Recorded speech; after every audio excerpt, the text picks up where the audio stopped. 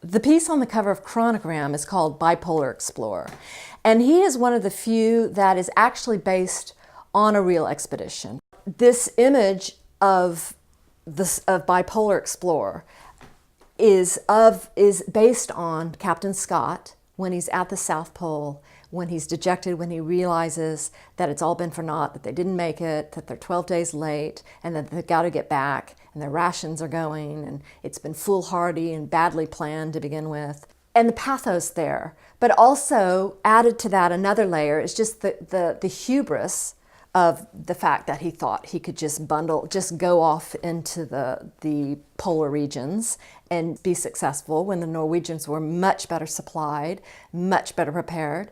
And there was also about the same time sort of races for both the North and the South Pole. You know, there was Cook and Perry going off to the North Pole, and there was Amundsen and Scott to the South, you know, all sorts of crazy.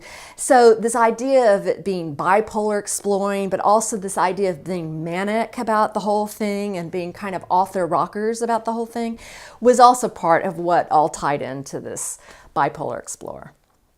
Because how absurd must these explorers look to the indigenous people? You know, when they come bumbling through the jungle in their like pith helmets and their khaki outfits and their jodhpurs and whatever they were wearing, and how crazy they must have looked. So my idea was, well, let's turn the lens, this ethnographic, you know, style of photography, let's turn this around onto our explorers, and let's have a look at how they looked, and let's see if we can have the same sort of analytical eye on them as they were putting on the indigenous people, and see how they would fare in this sort of, you know, survey.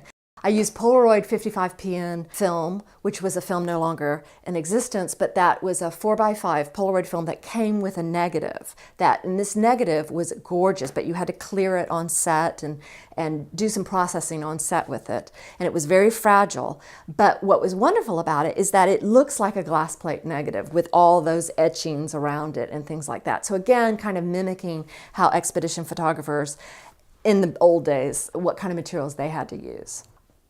The funny thing is, I fall in love with my models. I fall in love with the characters. I love these characters. I think they're funny. I think they're adorable. I think they're precious. I think they're me, you know? And when people say that I'm making fun of them, when I'm being cruel and mean-spirited, I get really upset about that, because that's not at all what I'm trying to do.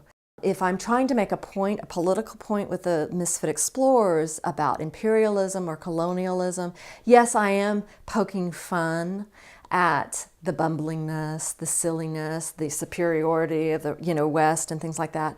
But I still love them. You know, I still think they're, you know, adorable in their bumbling, idiotic way.